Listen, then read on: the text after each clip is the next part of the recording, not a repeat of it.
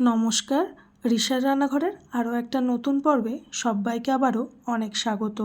আজকে শেয়ার করছি মেথির শাকের পরোটা। শীতকালের মেথির শাক বাজারে ফুরিয়ে যাওয়ার আগে এভাবে একবার মেথির শাকের রেসিপিটা বাড়িতে ট্রাই করুন। আর এর সঙ্গে খাওয়ার জন্য একটা চাটনির রেসিপি আপনাদের সাথে শেয়ার করব।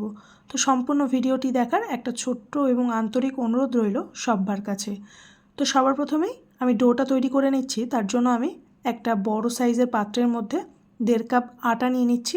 আপনারা চাইলে হাফ আটা আর হাফ ময়দাটাকেও ব্যবহার করতে পারেন।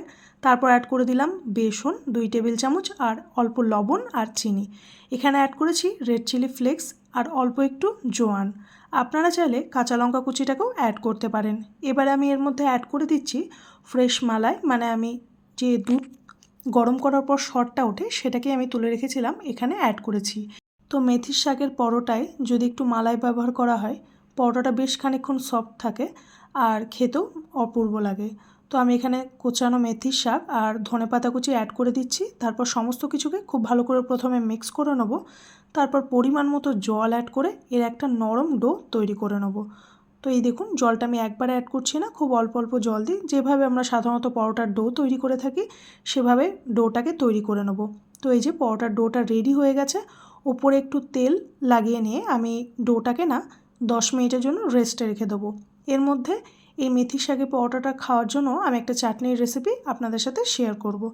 তো আমি তেল লাগিয়ে এটাকে রেস্টে রেখে দিচ্ছি, তাতেই পরোটাটা বেশ সফট হবে। তো আমি চাটনির জন্য এখানে ফ্রাই প্যানের মধ্যে 2 টেবিল চামচ তেল গরম করে নিয়েছি। তার মধ্যে অ্যাড করছি সর্ষে, আর অ্যাড করছি ছোলার ডাল, আর অ্যাড করব কারি পাতা। আপনাদের কাছে কারি পাতাটা না থাকলে কারি পাতাটাকে স্কিপ করতে পারেন। তারপর সমস্ত কিছুকে খুব ভালো করে প্রথমে একটু নাড়াচাড়া করে নেব। তো খুব ভালো মতো ভাজা হয়ে গেলে এর মধ্যে আমি অ্যাড করে দেবো পেঁয়াজ কুচি, আর অ্যাড করব কোচানো টমেটো আর ছোট ছোট করে কেটে রাখা কাঁচা লঙ্কা।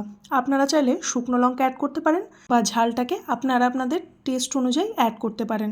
তারপর সমস্ত কিছুকে মিডিয়াম টু লো ফ্লেমে একটু নাড়াচাড়া করে নেব। খুব বেশি ভাজার দরকার নেই, একটু সফট হয়ে যাওয়া পর্যন্ত ভাজলেই এটা রেডি হয়ে যাবে।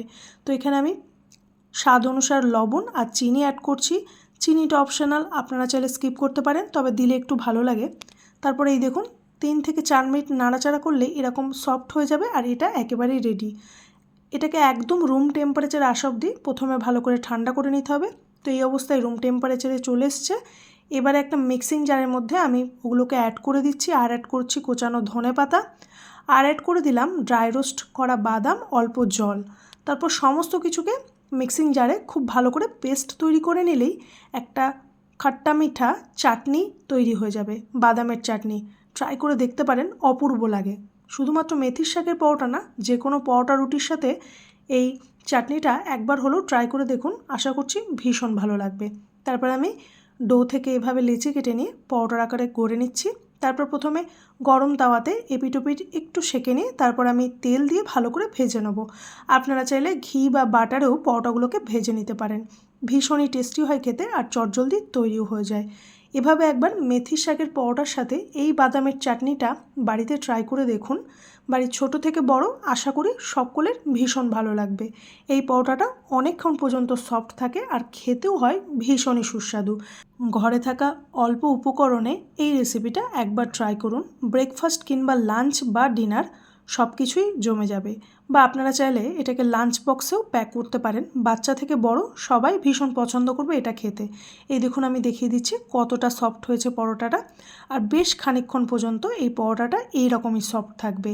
আর এই চাটনির সাথে এই পরোটাটা খেতে অপূর্ব লাগে। আপনারা চাইলে যে কোনো আমিষ বা নিরামিষ সবজির সাথে বা দইয়ের সাথেও এই পরোটাটাকে সার্ভ করতে পারেন। আমার রেসিপি আপনাদের ভালো লেগে থাকলে চ্যানেলটিকে সাবস্ক্রাইব করার অনুরোধ রইল। ধন্যবাদ।